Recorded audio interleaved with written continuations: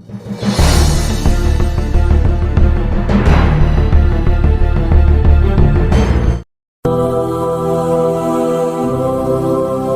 पहले हम लोगों ने पढ़ा था भारत के पड़ोसी राज्य, उसके बाद फिर जो अगला चैप्टर था उसमें था भारत की समुद्र तटीय रेखा। आप जैसा कि जानते हैं कि भारत जो है समुद्र तटीय देश है। भारत को प्रायद्वीप भी कहा जाता है। प्रायद्वीप किसे कहते हैं? जो तीन तरफ से समुद्र से घिरा, तीन तरफ से भारत समुद्र से घिरा हुआ है। और वो तीन समुद्र कौन कौन से हैं? एक है बंगाल की खाड़ी, दूसरी है हिंद महासागर और तीसरा क्या है? अरब सागर। तो ये तीन तरफ से समुद्र से घिरा है। स्थल मंडल का वह भाग जो तीन तरफ से समुद्र से घिरा हो उसको प्रायद्वीप कहा जाता है। तो भारत कौन सा देश है? प्रायद्वीपीय देश है। अब हम कुछ बात करेंगे कि भारत जो तीन तरफ से समुद्र से घिरा है, तो जो समुद्र से की जो तट रेखा है इसको क्या बोलेंगे? तट रेखा की जो तट रेखा है कुछ इस तरह से है, ठीक है।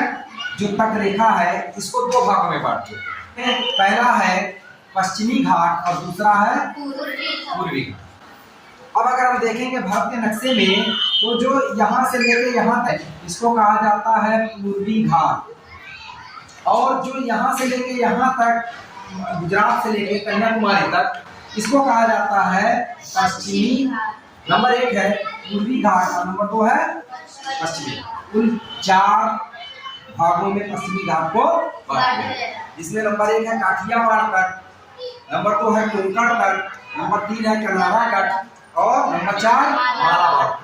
तो पूर्वी घाट के को 3 भागों में बांट दिया गया, जिसमें नंबर 1 है उत्कल तट, दूसरा उत्तरी सरकार तट और तीसरा कारोमंडल तट। काठियावाड़ तट जो कि कितना किलोमीटर लंबा है? 1600 किलोमीटर, सबसे लंबा तट। 7 तटों में सबसे लंबा तट कौन सा है? काठियावाड़ तट, जो कि 1600 किलोमीटर है और ये कहाँ स्थित है? गुजरात में। दूसरा जो कोंकण तट है ये 720 किलोमीटर और ये कहाँ स्थित है? महाराष्ट्र से लेकर गोवा तक। तीसरा है कर्नारा तट जिसकी लंबाई कितना? 320 किलोमीटर है और जो कर्नाटक राज्य दक्षिण भारत में स्थित है उसकी तट रेखा को ही क्या कहा जाता है? कर्नारा। चौथा है मालाबार तट। मालाबार तट जो है 590 किलोमीटर तक लंबा है और ये जो केरल वाला भाग है, नीचे जो केरल की पट्टी है उसी को कहा जाता है मालाबार तट। अब यह तट है ये 485 किलोमीटर लंबा है, पश्चिम बंगाल से लेकर उड़ीसा तक। तो उसके बाद है 972 किलोमीटर वाला उत्तरी सरकार तक, जो कि आंध्र प्रदेश जो है, जो आंध्र प्रदेश की पट्टी है उसको कहा जाता है उत्तरी सरकार तक। और लास्ट है 1076 किलोमीटर लंबा कारोमंडल तक, जो तमिलनाडु राज्य में। इसे देखेंगे कि आपका जो ये वाला भाग है इसको कहा जाता है स्थल और ये क्या है? जल। इसको क्या कहा जाता है? जल। ये भारत की जो स्थल की सीमा की लंबाई है, स्थलीय सीमा, जो कहाँ से शुरू होती है? कच्छ। ये गुजरात का कच्छ जिला, यहाँ से लेकर तो ये पश्चिम बंगाल, इसकी कुल स्थल सीमा की लंबाई है, इसकी कुल मिला के 15,200 किलोमीटर लंबी। पश्चिम बंगाल से लेकर गुजरात तक जब हम इस तट रेखा से होते हुए गुजरेंगे, जल सीमा की लंबाई है 6100 किलोमीटर और जो कि क्या है? मुख्य भूमि पे। अब आप कहेंगे कि मुख्य भूमि पे ही क्यों? ये भारत से जुड़ा हुआ है ना, लेकिन भारत के तो ऐसे केंद्र शासित प्रदेश है जो समुद्र में स्थित है, जैसे कि यहाँ पे आपका क्या है? अंडमान निकोबार और इधर क्या है? लक्षद्वीप। तो ये भी तो तट है, इधर भी। भारत की टोटल यानी कि भारत की कुल जल सीमा बराबर 7516.5 किलोमीटर। भारत के जल सीमा की लंबाई मुख्य भूमि पर, तो मुख्य भूमि आपकी यहाँ से लेकर यहाँ तक गुजरात तक, तो इसकी लंबाई कितनी है? 6100 किलोमीटर। कुल जल सीमा का मतलब होता है कि ये मुख्य भूमि और प्लस अंडमान निकोबार और लक्षद्वीप के तटों की लंबाई को जोड़ के टोटल कितना होता है 7516.5 किलोमीटर भारत की कुल जल सीमा। अब यहाँ बात करेंगे तो यहाँ से लेकर कच्छ से लेकर गुजरात इसको कहा जाता है काठियावाड़ तट, जो कि 1600 किलोमीटर लंबा। किस राज्य की जलीय सीमा या किस राज्य की तटरेखा सबसे लंबी है? तो सबसे लंबी तटरेखा वाला राज्य कौन सा है? गुजरात। गुजरात राज्य जो है ये सबसे लंबी तटरेखा रखता है। आप कहेंगे कैसे? तो यहाँ से मुड़ा हुआ है ना ऐसा, अगर इसको हम सीधा कर दें तो ये 1600 किलोमीटर की पट्टी बनती है। उसके बाद फिर यहाँ से लेकर गोवा होते हुए इस तट को कहा जाता है कोंकण तट, जो कि 720 किलोमीटर लंबा, 720 किलोमीटर। तीसरे नंबर पे जो है इसका नाम है कनारा तट और यह 320 किलोमीटर। ये पूरे कर्नाटक राज्य की जो तटरेखा है उसी को क्या कहा जाता है? कनारा। यहाँ से लेकर केरल, जो केरल की पट्टी ये है, इस तट का नाम है मालाबार तट। इसकी लंबाई है 590 किलोमीटर।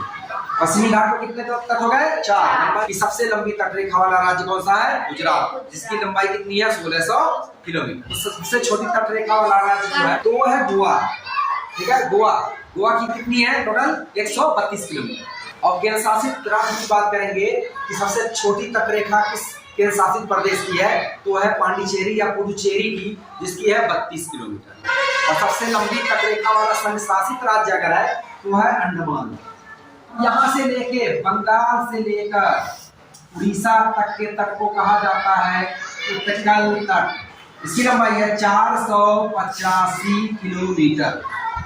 यहाँ से लेके यहाँ तक यानी आंध्र प्रदेश की जो पट्टी है उसको कहा जाता है उत्तरी सरकार, 972 किलोमीटर।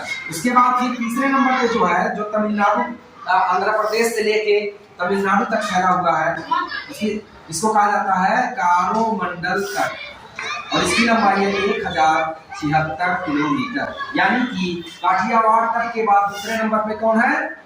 कारोमंडल। मुख्य रूप से जो तटों के नाम मैंने बताए हैं, कहीं कहीं अब नए तरीके से जो आ गए हैं तो उसमें अब हर राज्य के तटों का नाम रख दिया गया। भारत में कुल 13 राज्य जो है भारत की समुद्र सीमा से जुड़े हुए, हर राज्य का अपना समुद्र तट का नाम रख दिया गया।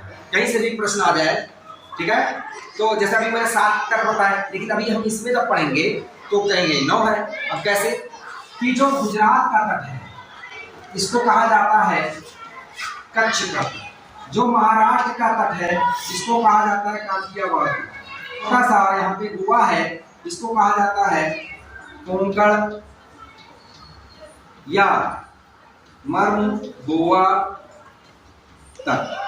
उसके बाद फिर यहाँ से लेके यहाँ तक कर्नाटक है, कर्नाटक के तट को कहा जाता है कनारा।